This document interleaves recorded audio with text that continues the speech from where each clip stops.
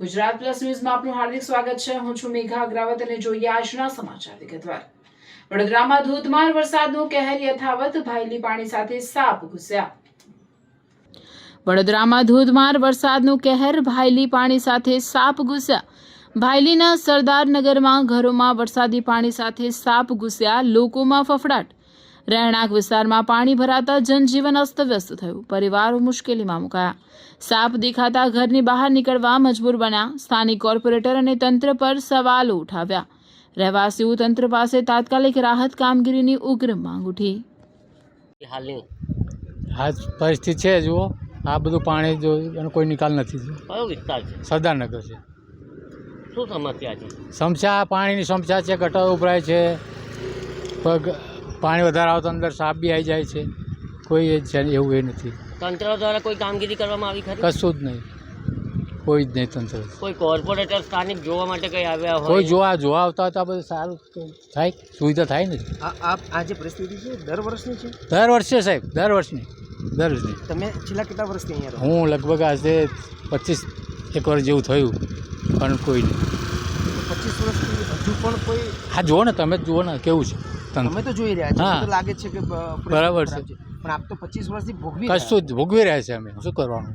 અમારા ઘરમાંથી કેટલી વાર સાપ બી આવી ગયા છે અને પકડવા બી કેટલા પકડાયા છે, પણ કોઈ એવું નથી કે ચાલો ભાઈ કેટલું ઘાસ સારો છે। તે છતાં પણ તંત્ર જાગતું નથી।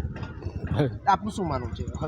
હવે તો વડોદરાની વાત કરીએ છીએ, વડોદરાને ખૂબ સુંદર ને સારું બનાવી રહ્યા છે, હવે ક્યાં? હવે તો હવે સરકાર પર ભરોસો કે સારું કરે, સારું વળી એમને આમ ગરીબો પર ધ્યાન આપે સારું।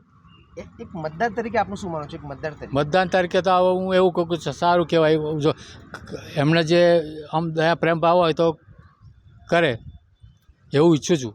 શું નામ છે? મારું શાંતિલાલ। કયો વિસ્તાર છે ને શું સમસ્યા છે? આ આંબેડકર નગર ને સરદારનગરની વચ્ચેની જગ્યા છે। મને લગભગ 3 વર્ષ જેવું થયું છે રહેવા, પણ કંઈ કમ્પ્લેન બી કરીને થાકી ગયા, કંઈ કરવું છે નહીં કોઈને। હાલના ચૂંટાયેલા સ્થાનિક કોર્પોરેટરો દ્વારા કોઈ જોવા આવતું નથી? નીતિન ડોંગા કરીને છે એના વોર્ડ નંબર 10ના અને જે દિવસ જીત્યા હતા એમની રેલી નીકળી હતી અને બીજા જ દિવસે અહીં ગટર ઉભરાઈ હતી। તે છતાં પણ સ્થાનિક કોર્પોરેટર દ્વારા કોઈ જાતની કામગીરી કરવામાં આવી? કોઈને કશું કરવું નહીં। વીએમસીમાં કમ્પ્લેન કરીને બી થાકી ગયા, ફોરવર્ડ એ બી કરી, જે એમનો કોલ ઉપાડે છે બી ફોરવર્ડ કરીને થાકી ગયા, કોઈને કશું કરવું છે નહીં। તમારા ધારાસભ્ય અહીંના છે, ધારાસભ્ય દ્વારા જો કોઈ કામગીરી કરવામાં આવી હોય તો? કોઈ નથી આવતું, કોઈ જોવા જ નથી આવતું? નહીં, કોઈ જોવા નહીં આવતું। આ દર વર્ષની સમસ્યા છે? દર વર્ષની સમસ્યા છે ને, વરસાદ નહીં બી પડતો ને તોય ગટરો ઉભરાય છે, તો અમે કમ્પ્લેન કરીએ છીએ તોય કશું કરતું નહીં।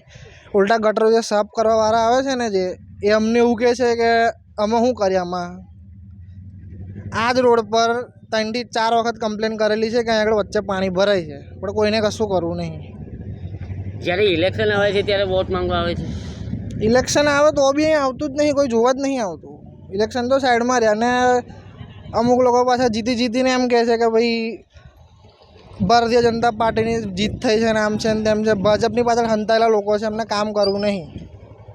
શું માનો છો? તંત્રને શું કહેવા માંગશો? કશું કહેવા જેવું જ નહીં।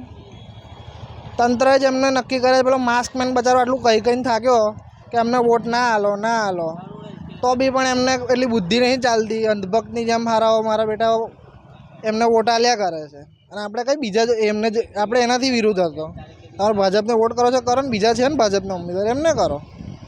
માસમેન દ્વારા તો એવું પણ કહેવામાં આવ્યું કે જે તમારા વિસ્તારના કામગીરી કરે એવા માણસને છૂટાઈને લાવજો। હા, તો એ જ વસ્તુ છે ને, પણ એને આટલું જાગૃત કર્યા લોકોને, પણ તો એમને કંઈ પડેલી છે નહીં। એમને વોટ કરવો છે, ખાલી એક પાર્ટી જોઈને વોટ કરવો છે કે ભાજપ છે તમે વોટ કરશું, બસ। લોકોને ઘરમાં પણ પાણી ઘૂસી ગયા છે, બધાના ઘરમાં પાણી છે, જીવાણું બી નીકળે છે, જીવડા બી નીકળે છે, બધું નીકળે છે, કોઈને જોવા આવું નહીં। એટલે તંત્રની ઘોર બેદરકારી કહેવાય? ઘોર બેદરકારી નહીં, કશું કરવું જ નહીં એમને।